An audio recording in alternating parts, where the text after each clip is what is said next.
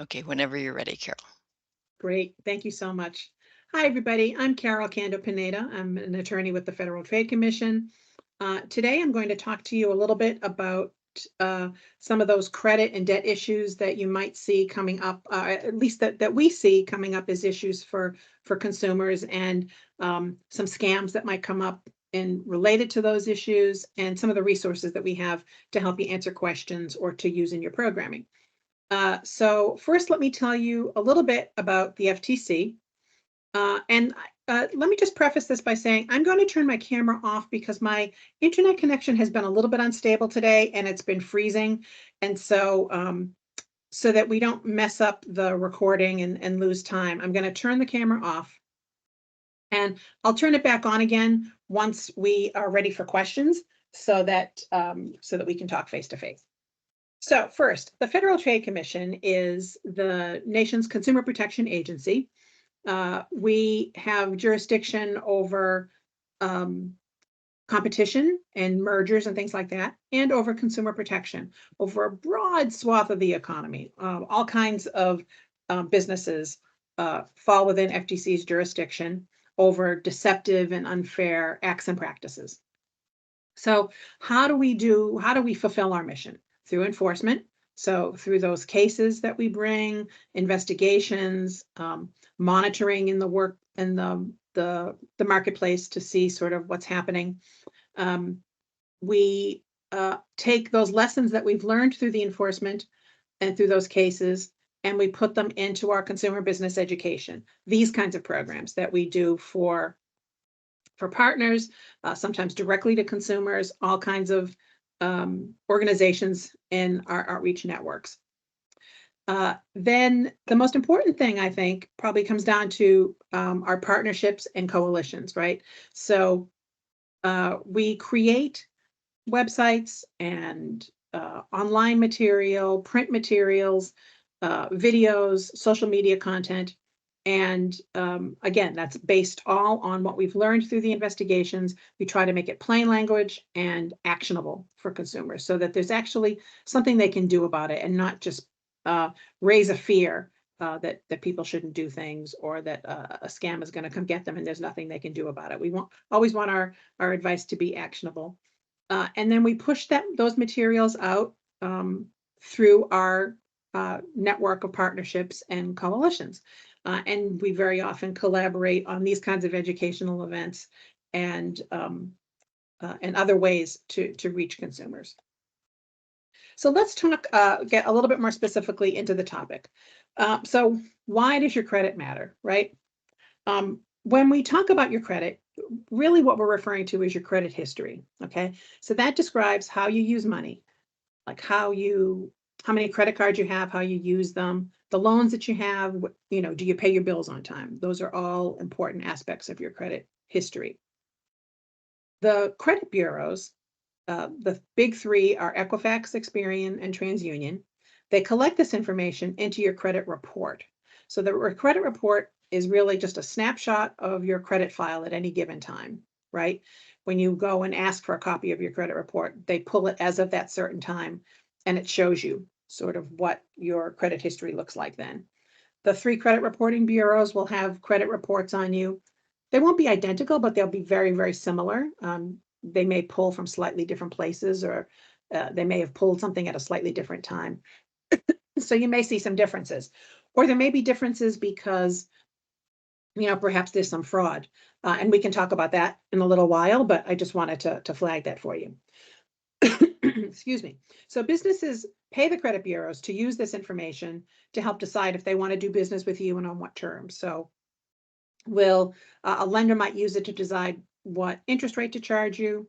So your credit affects not just whether or not you'll get the loan or the credit, but how much you're going to pay for it, what your rates will be. Um, Other companies might look at your credit history uh, for the purposes of renting you an apartment, or to grant you insurance, or whether they'll hire you or not. So the credit report has ramifications that go far beyond um, just your credit and paying your bills.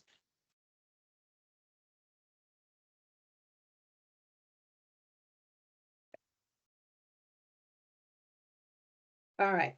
So since the credit report is so important to whether or not you're getting credit, how much you pay for it, and all of these other things like jobs and insurance, you want to make sure that your credit report is accurate, right? And that it looks good, that there's nothing on there that you don't that doesn't belong to you. So you get your free credit report, and there's a law that was passed many years ago that provides every person can get a free copy of their credit report every year at annualcreditreport.com. You can also call the number that's on the slide and order it that way. And that means each one of those three major credit bureaus, Equifax, Experian, and TransUnion, have to send you that report. One thing I think it's important to outline for your patrons is that annualcreditreport.com is the only site where the report is really free. That's where you get the report that you have according to your legal rights. Other sites might give you a report, but they're going to charge you money, or there are also fake sites out there that will take all of your information and then you'll get nothing, and then they've stolen your information to use for identity theft. So, but if you go to annualcreditreport.com, you can get that free credit report. You fill out an online form. You have to give them like your name, your birth date, and social security number. That's legitimate because that's kind of the identifier that they'll use. They'll ask you some questions to make sure that it's actually you, and then you get your free credit report. Now, one thing I also want to underline is that even though you've got the legal right to get your report every year, and we would ordinarily tell people, stagger your requests, get one from one bureau, let's say in January, and then 3 or 4 months later, get the report from a second bureau, and then 3 or 4 months later, get the report from the third bureau. That way, you're able to spot problems before they get too big, right? So one report might show you that there's an issue and that may or may not appear in all three of your reports. So it just helps you to keep tabs on your credit file in general by staggering your requests that way. So now because of the pandemic, the credit bureaus have agreed, it's not in the law, but they've agreed to allow people to get a free credit report every week. So I don't think that I would recommend that people need to get their credit report every single week, but it is helpful if you run into some sort of an issue and you see something on your credit report, and then you approach them to ask them to take it off, and you want to double check again pretty quickly. It's helpful to be able to get on there and see that and not have to wait to stagger out your requests, or not have to do it once a year, or not have to invoke your rights as an identity theft victim and all of that.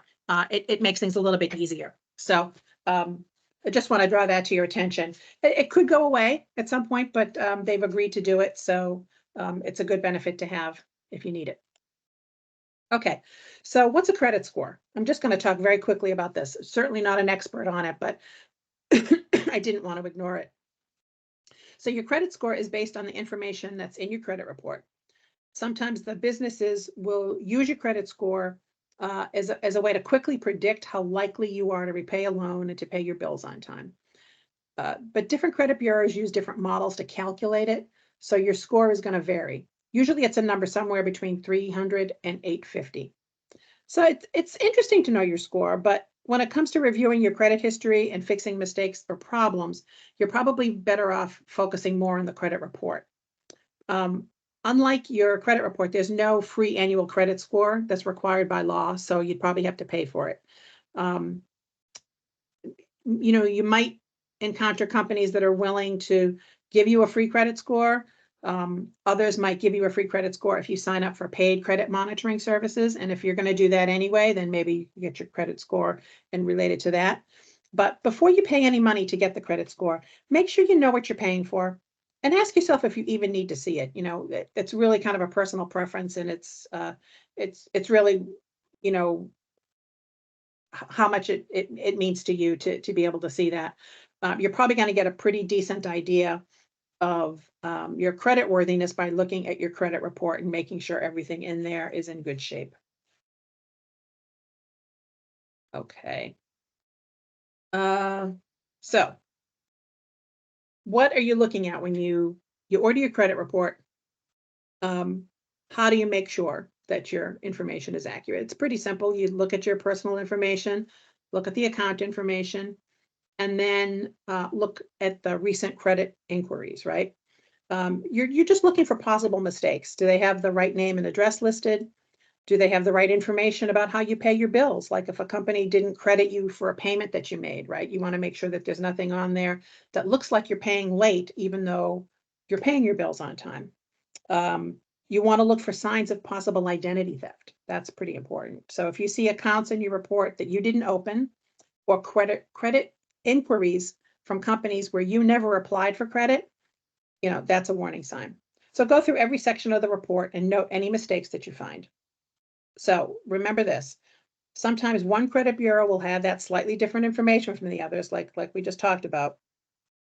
So you want to look at the reports for all three of the credit bureaus, especially if you're about to try to get new credit, if you're about to make a big purchase or apply for a loan, like a house or a car, or if you need insurance, or even if you're about to apply for a job,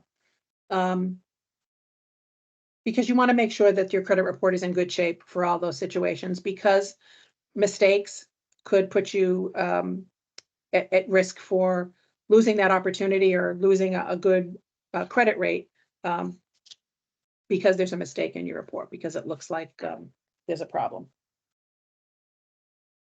Okay.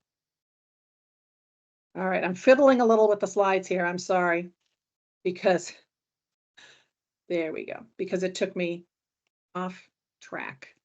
All right. So how do you fix mistakes on your credit report? If it's a simple one, like the mistake in your name or an address, that's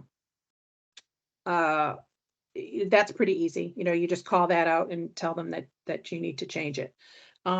Maybe there's an unpaid debt that's been on your credit report for more than 7 years. You can get that taken off as well. That's 7 years is the limit for the most length of time that negative information can be in your credit report. It is a long time. If you do have negative information on there, you can't get it off just because it's negative. It's by law, it's entitled to be on there for 7 years. But after that, you can ask to have that taken off if it doesn't automatically fall off. Otherwise, you're looking for mistakes or anything that's inaccurate. So both the credit bureau and the company that supplied the incorrect information have to correct that information that's wrong or incomplete in your report. They have to do it for free. So to correct those mistakes in your report, contact the credit bureau and the business that reported the inaccurate information. You tell them you want to dispute that information in your report. So you can always call. You can contact them through an online portal or through an email, but I would always suggest you want to follow up in writing somehow, like make sure that you have an email. If you've applied through some sort of an online portal, you probably want to print that out and keep a copy of it someplace so that you have proof that you did that. So for the credit bureaus, you want to dispute the mistake with each credit bureau that has the mistake. Okay. And like I said, it might not appear in all three credit reports, but it could. And so you don't assume that if you dispute it with one credit bureau and the company that supplied the information, it's going to clean it up everywhere. You have to go to each one of those credit bureaus and explain to them what you think is wrong, right? Like I said, you can do that by mail, phone, or online, but I like the idea of doing things either email, online, printing it out, or following up with a letter, just so that you know that you have proof that you did it. You can explain it. You could show it to somebody. If you have to send them documents, they may follow up and say they need to see copies of documents to support the dispute. Always keep your originals. I know that I feel ridiculous saying that to a group of librarians because it is completely obvious, but and I think it's probably worth it to underline that with patrons, that have them make copies of whatever materials they're going to send, and they should hold on to their originals. The Credit Bureau has 30 days to investigate after you file your dispute, and it has to give you the results in writing. So there's a lot more about disputing errors on your credit report. If you go to ftc.gov/credit, there's lots of more detailed information. We also have the Credit Bureau contact information and some sample letters on there as well, if you look around a little bit. All right. So, as you can imagine, there are lots of scams that arise when it comes to fixing credit, because it is important and it really determines an awful lot about whether people are going to, how much they're going to pay for their credit. Maybe it might prevent them from getting a job, maybe even housing. So let's talk a little bit about how some of these scams come up. As we said, negative information like late payments, missed payments, something that's been sent to collections, repossessions, bankruptcies. Those are all examples of negative information. And if they're accurate, they'll stay on your credit report for 7 years. If it's a bankruptcy, it'll stay in your report for 7 to 10 years, depending on the kind of a bankruptcy that it is. And that's way too detailed for us to get into here, but just to flag it for you. So folks will probably see, ads, whether it's in the newspaper, TV, radio, online. They might get emails or texts, maybe even calls offering credit repair services. They all make claims like the ones that we're seeing here on the slide. Credit problems, no problem, we can fix it. We can remove bankruptcies, judgments, liens, whatever. We can take that away from your credit file forever. Or we can erase your bad credit and it's guaranteed. Those are the kinds of claims that you'll see. And like I said, they pop up everywhere, right? Scammers know what problems people are having, and they try to target those.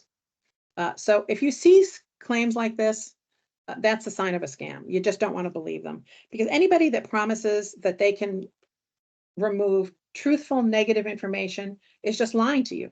The only way to get that negative, accurate information off a credit report is time. You got to wait that 7 or those 10 years for that to go away. And if a company tells you it's going to get rid of any negative information on your report, even if it's accurate, even if it's not time barred, that's a scam. So you want to just really encourage people not to do business with a company like that and to walk away. All right. So, as I said, the red flags for these kind of a company are that they're making these outrageous claims, first of all. Then they insist that you pay them before they will help you. That's illegal. There is a law against that. So if you're looking for any kind of credit relief and a company says, oh, they can do all these things for you, but you need to pay me up front before they've done anything for you, flat out illegal. Walk away.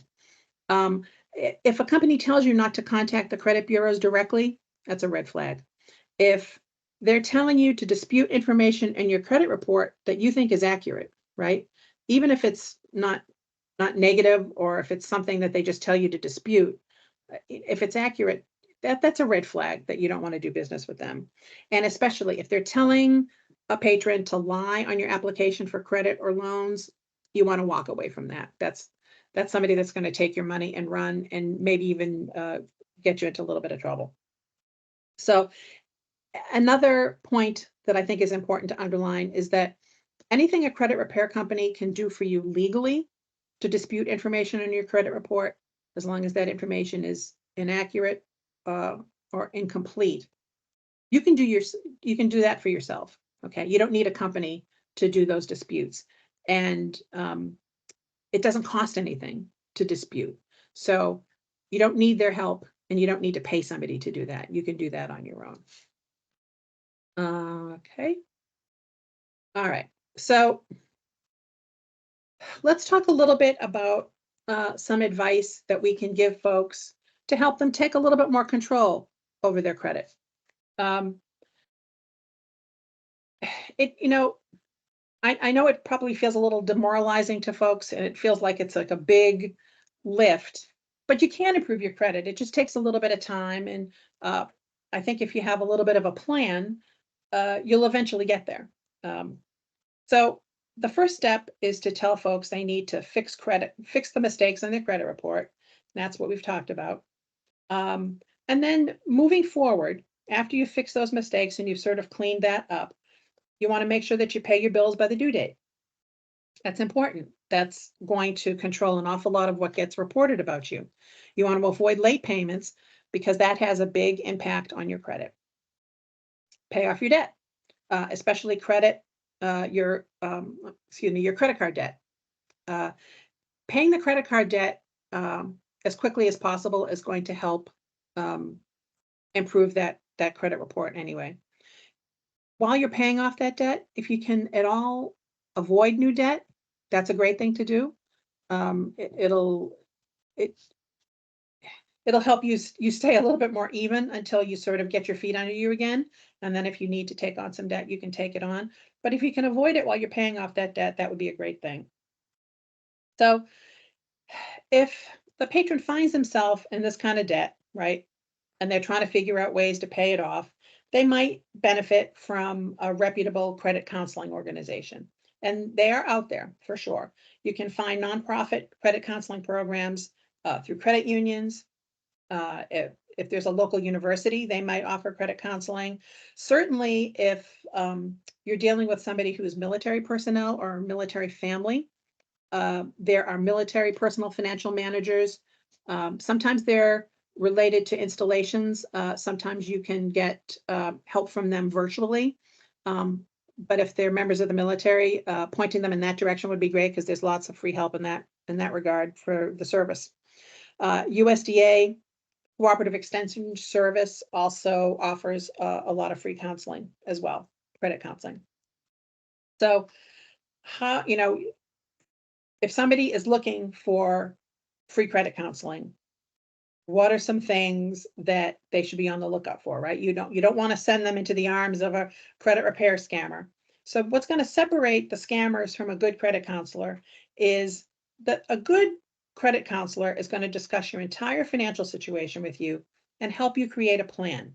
They won't promise to fix all of your problems, and they're not going to ask you to pay a lot of money before they do anything, right? Those are kind of the signs you're dealing with somebody legitimate. And I think it's also important to underline that, fixing your credit does take patience, and it does take that time, and it can be a little frustrating. But the sooner you begin working on it, the sooner you're going to see those results. And if you stick to it, you'll be able to fix it. All right. So let's talk a little bit more about what we've always called self-help options. What are some things that you can do to help yourself get out of debt while avoiding scams? So, as we've already talked about, it's pretty stressful, and that's where the scammers find their opening, right? Because they know people are stressed out about debt and they want to fix it fast. But as we know, it's going to take a little bit of time. And there are steps that you can take so that things don't go from bad to worse and that you don't end up having to deal with a scammer. So I'd say the first thing is, again, it's common sense. I'm talking to librarians who know this, but I would underline with your patrons, a monthly budget is probably the place to start, right? In the military, and I say this is another one of the communities that's in my portfolio of outreach. For service members, the counselors refer to a spend plan or a spending plan rather than a budget because it has a more positive connotation. It's like, this is your plan for what you're going to do with your money, whereas sometimes budget, the word budget has like that connotation of deprivation or scarcity or something. So I don't know if that's helpful to you or not, but I thought that was kind of an interesting observation about how the military approaches that. But really, the budget is just a way to see where your money's going and whether you can rearrange things a little bit so that you can put aside some money to pay down your debt. At one of our websites is consumer.gov. And at consumer.gov/budget, you can find a little article about some of the basics of budgeting. It's very it's just consumer protection basics, plain and simple. It's very straightforward. You can scan it fast. For somebody that doesn't really want to do a deep dive on it, there's a good article in there talking about how to budget. And then there's a worksheet so that people can fill in and sort of tinker around with their own budget using the worksheet. It's a way to help you get started. Okay. So the next self-help option sort of calls back to something that we did talk about. You want to prioritize your debt. So you want to know, what should you pay first? Not all debts are equal, right? So secured things, secured debt is like things like your car or your home loan, because your car or your home actually are speaking to secure that debt, right? So the lender can take that back if you stop paying. So that's a higher priority, right? You want to be able to hold on to your house. You want to be able to hold on to your car. Unsecured debts are not tied to a particular thing that can't be taken from you, right? So that includes most credit card debt or medical bills. So once you look at that, within that category of debt, take a look at both the smallest balance and the highest interest rates. Can you pay one bill off quickly and roll what you were paying into another debt? Or can you pay more in the debts with the highest interest rates, so those get paid off faster? That's like what we were talking about the credit card. If you've got that high interest rate credit card, you probably want to try to get rid of that fast, right? So it's going to vary for everybody's situation. You know, some people may have a lot of credit card debt, but not necessarily own a home or a car. And so they would really want to focus on that credit card debt. And then this is why it's helpful to talk to a credit counselor to figure out, well, I've got all three of those things. You know, I've got debt on my house that I'm falling behind on. I've got debt in my car I'm falling behind on. I've got all this credit card debt. A counselor will help you balance all those things out to figure out what your plan should be. And really, for you, what's the thing you should do first. All right. So another thing that you can do to help yourself once you're in debt is, and it's free too. So this is like a good step for folks to take, is reach out to those companies where you owe money. Call and explain where you're having trouble making the full payment each month, and try to work out some kind of a modified payment plan that'll reduce your payments to a level that's more manageable than what it is right now. You know, it's not a guarantee. Sometimes it works, sometimes it doesn't, but you really don't know until you ask, right? Sometimes debts get turned over to collection, and if you're dealing with a debt collector, you do have rights. And we'll talk a little bit more about this in just a second, but the bottom line is to know that debt collectors can't harass you when they're trying to collect a debt. And if you send them a written request to stop contacting you, they have to stop. So that doesn't mean the debt that they're collecting goes away. It just means they have to stop pursuing you.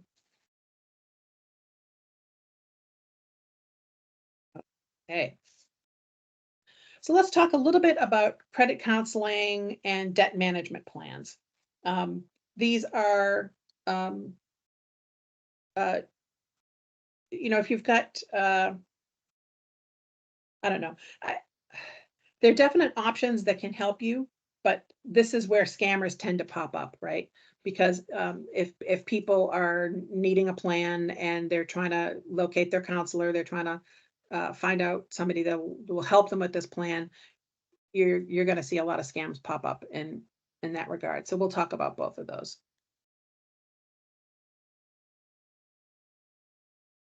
Okay. So as we talked briefly about credit counseling and what a good counselor can do for you and how you sort of recognize the difference. Let's go into that a little bit more deeply. So the reputable credit counseling orgs can help you with that budget. They can help you come up with a plan. Sometimes they offer workshops and programs for you to learn how to manage your money better going forward. Most of the reputable credit organizations are nonprofits. So to choose one, you want to start by looking around, as we talked about, at the credit unions, university, community college, military base if you're military. Sometimes your state attorney general, local consumer protection agency, might have complaints against certain credit counseling organizations. So it might be worth checking to see where the complaints are. If you're considering doing business with somebody, you might want to check to see if somebody's filed complaints against them. It's not a guarantee that they're legitimate if there are no complaints filed against them. But it's like another piece of data. It's a good way to get started. It gives you kind of an idea. Sometimes you can go online and type in the name of the organization that you're considering using as a credit counselor, or really doing business with in any way. You type in their name and the words scam or complaint or reviews, and see what pops up. So you're going to probably find some that offer a glowing review and some that say, they weren't that great, it was okay. But if you're seeing, pages where people are saying this was a scam, they ripped me off, I wouldn't do business with them. Whatever you see, that's information to make your decision, right? If you're seeing lots and lots of people having trouble with them, clearly you want to walk away. If it's kind of a mixed bag, it helps you do a little bit more research and figure out whether you do want to go ahead and do business with them. So once you've sort of narrowed it down to, a handful of groups that you think, organizations that you think you might want to get that credit counseling from, you want to talk to somebody at each of them before you make a commitment, right? And you want to ask things like, what services do you offer? Most of the time, a really good credit counseling organization is going to offer a range of services. So not just, trying to come up with a plan and you're done. They'll give you budget counseling. They'll maybe offer savings and debt management classes. So get an idea of what they're offering to you. What are your fees? And you want that to be specific. Find out what the startup is. Is there a monthly cost? And you want to get all of that information in writing. And ask them what happens if you can't afford the fees. Could you still get counseling? Could you get reduced services? Explore that a little bit. And ask, how are your employees paid? If they get more money when people sign up for certain services, or if customers pay a fee, you probably want to go elsewhere because they probably don't have the customer's interest coming first. Okay. So let's talk a little bit about debt management plans. So some of these counselors might recommend signing up for a debt management plan, especially where there's a lot of debt. That's probably the most tempting case to sign up for a debt management plan. In a debt management plan, the credit counselor works with each of your creditors and they create a payment schedule for you. Then each month, you deposit money with the credit counseling organization. They in turn pay off your debts. So sometimes the creditors that agree to a plan may agree to lower your interest rates, or they may waive some fees, but not always. Sometimes they just agree to the plan and get their money. So if you're considering doing something like this, start with questions to make sure you understand how it really works. Like where is your money going? Where is it being held? The mechanics of when the counseling organization actually pays the bills, all of that sort of stuff. And you also want to check with your creditors directly to be sure that they really offer what your credit counselor has described. So you don't want to just completely trust what the credit counselor has told you. You want to make sure that the creditors are on board with this and that they agree to it, and then it works the same way that you think it works, so that you know exactly what you're getting yourself into. So, even if you run all those traps and do all that checking, debt management plans are not going to be for everybody. They can take time, right? So some plans take up to 3-4 years to finish, right? So that might be longer than what somebody really wants to commit to. You might also have to agree not to apply for or use any additional credit while you're in the plan. So ask about that too, because you may be in a situation where you still need to use your credit, or you might be in a position where you need to get new credit for something. And you don't want that to be foreclosed because you agree to a plan that says you're not supposed to do that. it's just really important to know what you're getting into before you opt to do. Really, it's important to know what you're getting into when you sign up with any business, but especially with this kind of a plan, you really want to know what it's going to entail and what it's going to cost you. Okay. So, so there's debt management, and then there are debt settlement options. So let's talk a little bit about those. So a debt settlement program um, usually is a for-profit company. Okay, completely opposed to the nonprofit credit counseling organizations. So debt settlements, they'll advertise everywhere you see ads. Sometimes it's direct mail or telemarketing, radio ads online. And they, you know, obviously in their ads, they're going to make it sound like it's a terrific solution. They're going to promise to negotiate with your creditors so you can pay off your debt with some sort of a lump sum. That's what the settlement refers to. The lump sum settlement is usually less than the full amount that you owe. Sometimes it's 30 to 60% of what you owe. So it does sound very appealing. It's very tempting because not only is somebody helping you settle that debt and get rid of it, but supposedly it'll be for less money on the dollar. And I think we've all seen those kinds of ads.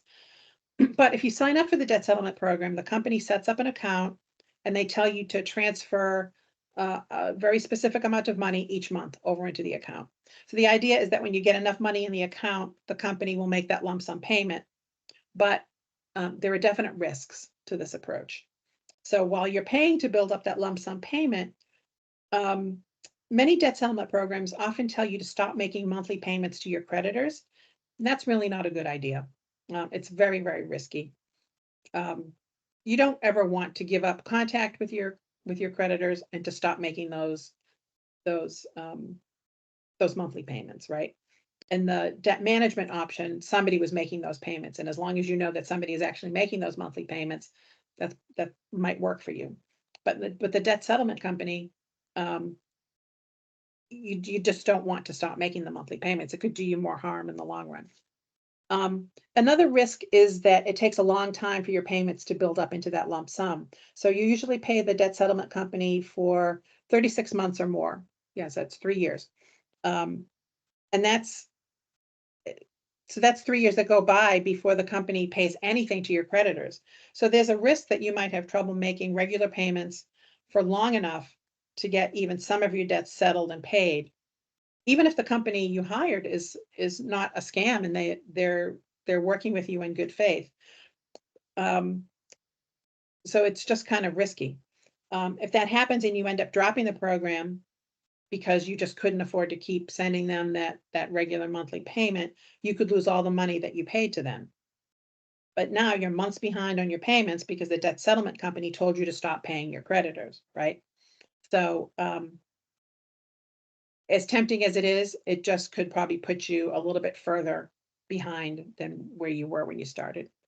Another risk is that the creditors won't even accept a debt settlement program. So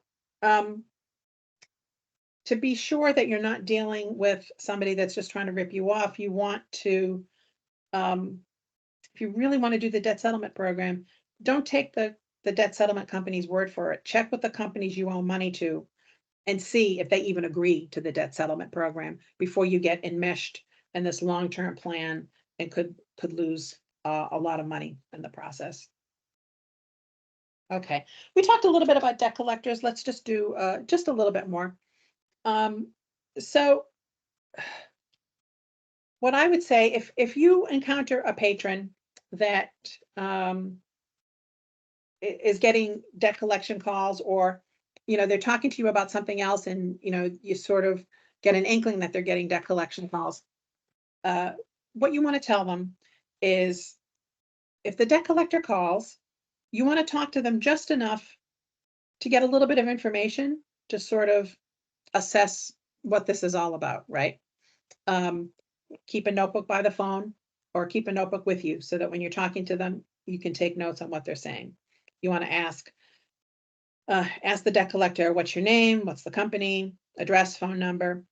And write down all those answers, but also the date and time that you talk to them.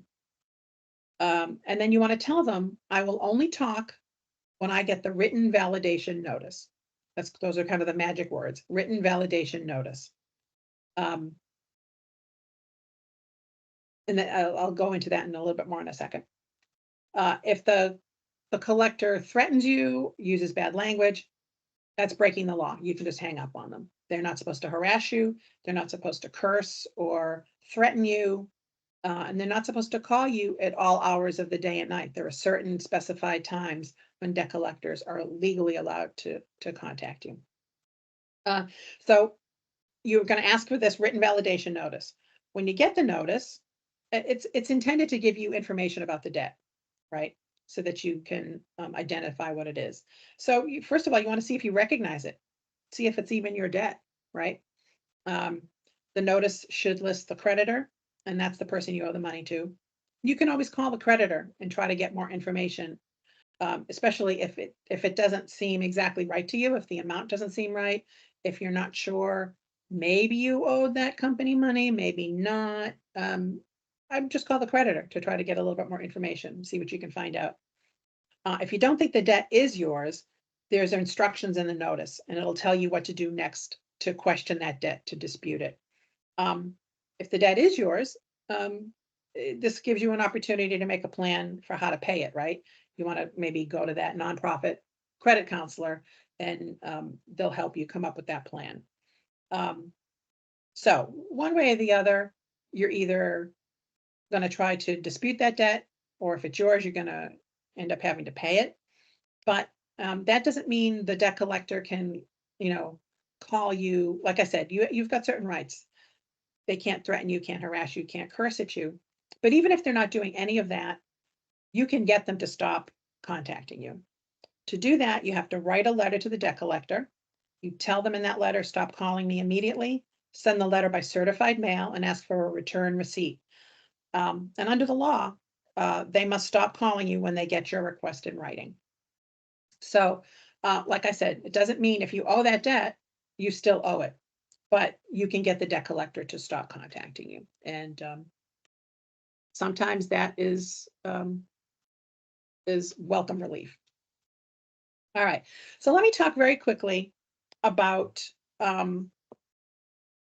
identity theft, right? So that's the point of a lot of scams. And sometimes you might see something on your credit report and it looks like it's somebody else's debt, and you just want to get it off your credit report, but it could be a sign of identity theft.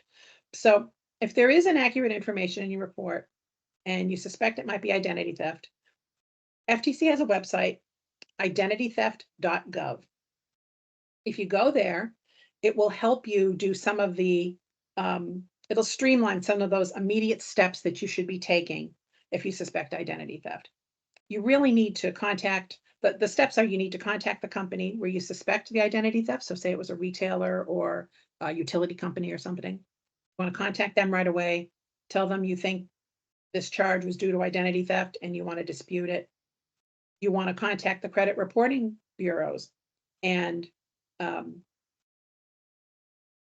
get a copy of your credit report if you don't have it already, and look it over and find out where there might be unauthorized accounts, unauthorized charges, things that are inaccurate, incorrect. And then you want to go back to the credit reporting company and dispute all of those charges. You want to file a report with the FTC at identitytheft.gov. When you do that, aside from the fact that it helps us assess how identity theft is evolving and changing and how it's affecting people, more importantly, it before you submit it to the FTC, you can save it or print it or both. And when you print it out, at the top it says identity theft report. And that's a term of art in the law. And it gives you certain rights as an identity theft victim. And it lays out your whole story. Like if you report this to the FTC, it's going to ask for the details about the theft and accounts and amounts and all that sort of stuff. And all that will appear in the identity theft report. You can also find sample letters on identitytheft.gov, and they will populate with whatever information you've put in when you filed your report with us. So then you can print out the sample letter, the identity theft report, and send that off to the utility company or the retailer. Send it off another version to the credit reporting company, so that the credit bureau, so that it starts to make that recovery process a little bit more streamlined, a little bit easier. The site's in both English and Spanish. There's a chat function if folks need some help as they're going through the site to fill it out.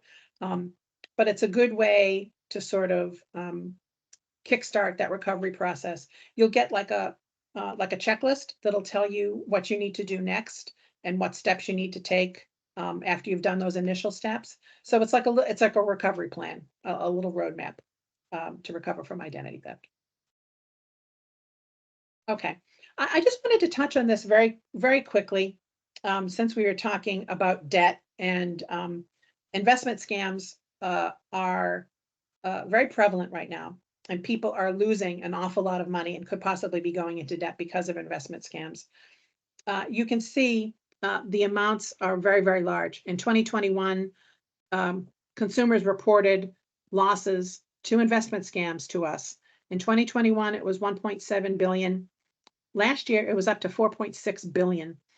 So we're just talking huge numbers. And I think it's partially being driven by people wanting to invest in cryptocurrency because there's a lot of misinformation out there about cryptocurrency. People don't really understand how it works, but they know they've heard people are making huge amounts of money and people are interested in it and they want to get involved. But only a scammer is going to guarantee that you're going to make huge money in crypto and you're not going to take any risk at all.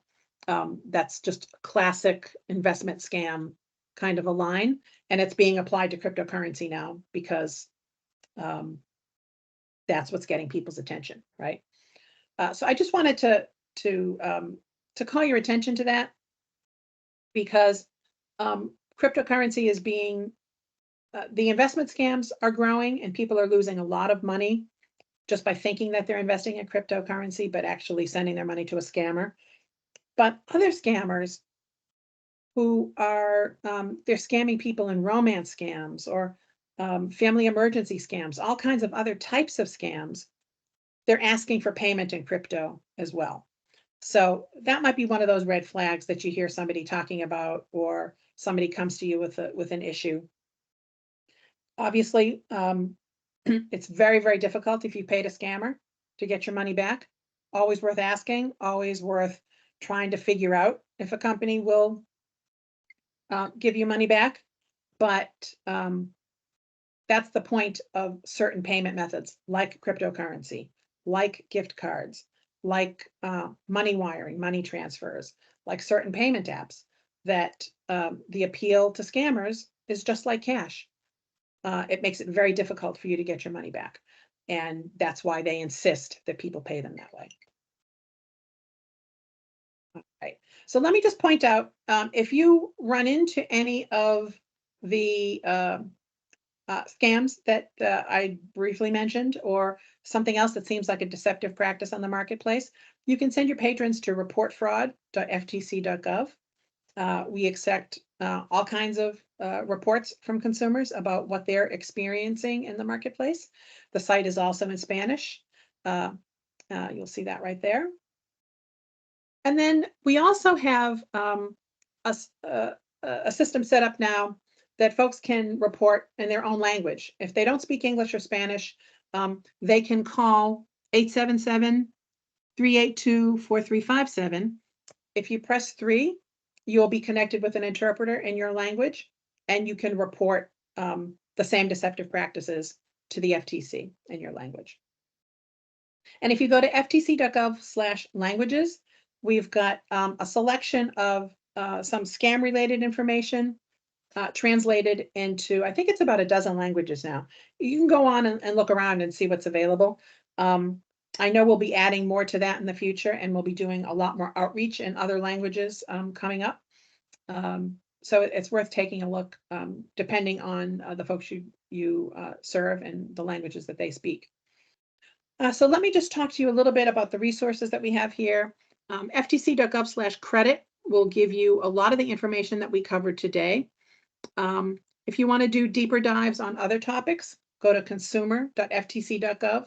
We've got, I don't know, we probably have 150 different articles on a variety of consumer, debt, scam, identity theft, shopping, buying a car, all those kinds of issues. If you want to stay in touch with us about scams as they develop, how they evolve over time, you can sign up for email alerts whenever we post a blog post about a scam, once, twice a week, sometimes not at all, depending on what's happening.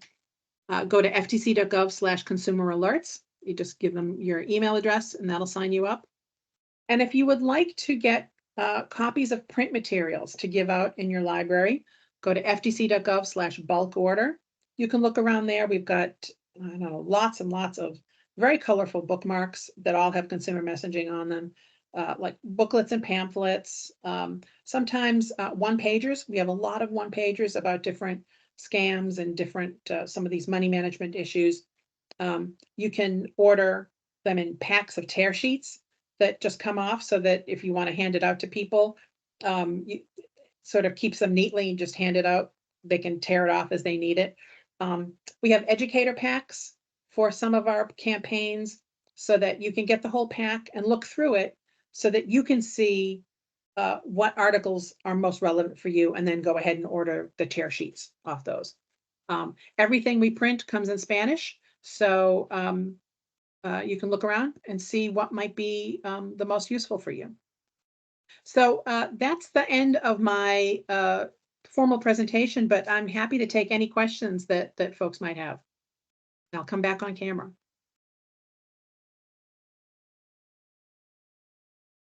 Thank you very much. If anyone wants to unmute themselves and ask questions, this would be a great time to do that. That was a lot of information. Yeah, I was going to say Thank that you. was a little bit like drinking out of the fire hose on credit information, but we can back it up and slow down a little. Well, it's great to have the slides. The slides will be posted on Niche Academy and our website if people want to go back and look at these, and the recording as well. Yeah. And you should know that these slides, I've added a few of them, but most of them come from a program we have called Money Matters. It's maybe like 6 basic money management kinds of issues. And they were created to be able to give out so that you can take these slides and use them. They've got all the commentary in there. It's probably not exactly everything that I've said. I added a little bit of stuff as I, you know, as I went along, as things occurred to me. But there is a script in there. So if you ever wanted to give a similar presentation, you could do that. So they could do basically a version of what you just did at their libraries. Right. So yeah. Right. Oh, that's great. Right. Do you have any other specific suggestions about how librarians can help patrons with these kind of topics? Well, first I would say go to ftc.gov/libraries. That is a portal that we've curated some of our most popular online campaigns. We just refreshed it, so it's got a lot of new information on it. And it's broken down by audience to make it a little easier to just scan to see how certain of these materials can be used in your outreach. There's some outreach ideas about, say, for instance, some of our materials on consumer.gov, a lot of basics like the budgeting materials, how to rent an apartment, how to open up a bank account. I know some librarians have used those in Adulting 101 seminars that they've had in their libraries. They've used it both to sort of develop the presentations and also to order print materials to hand out during the course of the presentation. We've got materials for older consumers that are great if you're partnering with assisted living or a recreation center or any place where older consumers are likely to go for information. You can have programming and also hand out the information to them there as well. So look around at ftc.gov/libraries. You get some ideas there. Great. Those are both really good ideas. The like new adults, the adulting kind of program, emerging adults and seniors for sure. Those are populations libraries work with a lot. Does anyone else have any questions? All right. Well, thank you very much, Carol, and thanks to everyone for coming. Thanks, everybody. Thank you. Thanks for being there.